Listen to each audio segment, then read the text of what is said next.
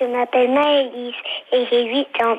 Je voudrais savoir comment on fait quand on est amoureux pour que l'autre nous aime aussi. Merci.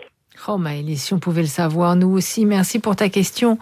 Vous êtes professeur de psychologie sociale à l'université Paris-Descartes Lubomir Lamy et vous avez écrit un livre qui s'appelle « Les vrais signes de l'amour naissant », édité chez Payot. Je répondrai à cette question qu'elle est touchante, elle est bien vue, elle est intelligente, mais je requalifierai les choses au tout début. Je dirais que probablement, en matière amoureuse, on ne peut pas exiger de l'autre qu'il nous aime. C'est une sorte comme de code de déontologie, parce que très souvent les gens se disent en amour tout est permis pour arriver à ses fins.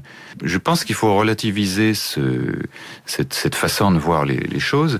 C'est la différence par exemple entre séduire et être aimé. Si on use, je dirais, de stratagème. C'est de la manipulation. Quelque part, ça confine à de la manipulation. Il y a quelque chose qui ressemble au désir de forcer l'autre à nous aimer.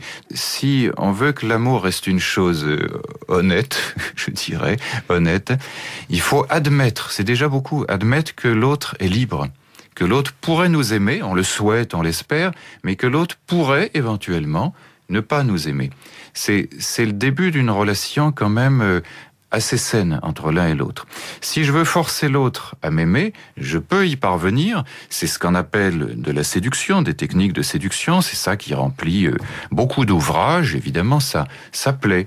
Mais ce qu'il faut comprendre au-delà du thème de la séduction, c'est que on ne parviendra peut-être pas à être aimé. On n'aura peut-être jamais été aimé. Ou en tout cas pas pour soi, mais pour ce qu'on semble être. Voilà, pour ce que l'on semble être, pour une apparence, pour un moment quand même qui pourrait n'être que passager.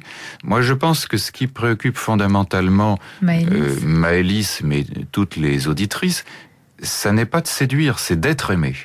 Et là, on est obligé d'adopter un autre raisonnement. Quelles sont les qualités personnelles qui feraient que les autres peuvent nous aimer? Et là, bon, alors il y a 1000 réponses à ça que je n'aurai pas le temps de traiter ici, mais je répondrai seulement une chose.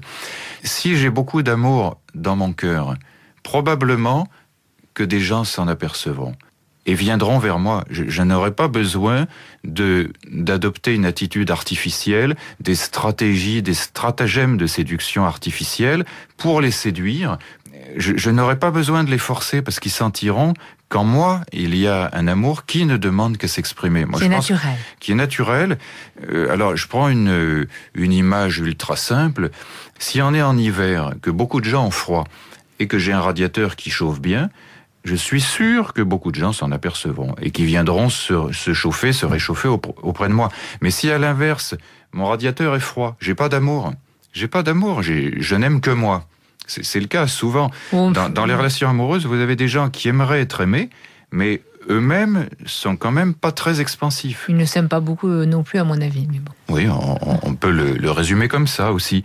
Mais si le radiateur est froid, je peux utiliser des stratagèmes, des stratégies de séduction, mais qu'est-ce que ça donnera sur du moyen terme? Que les gens, tôt ou tard, s'apercevront que je ne les aimais pas. Et donc, ils s'éloigneront de moi, et à ce moment-là, je me dirai, mais c'est affreux, pourquoi est-ce que les histoires d'amour échouent? Ça me fait penser à la chanson « Les histoires d'amour finissent toujours mal ».